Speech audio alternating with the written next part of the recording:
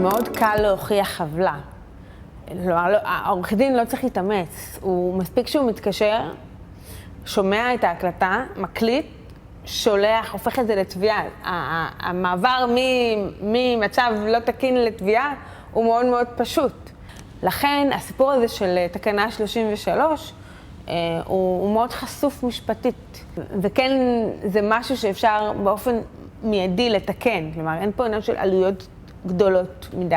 כשמגיעה איזושהי רמיזה לתביעה, כלומר, מגיעה שאלה או פנייה, הרבה פעמים עורך דין מבקש תגובה לפני תביעה, במיידית לתקן, במיידית להקליט מחדש, במיידית לטעון לתום לב, באמת אם יש תום לב, ולתקן את ההקלטה.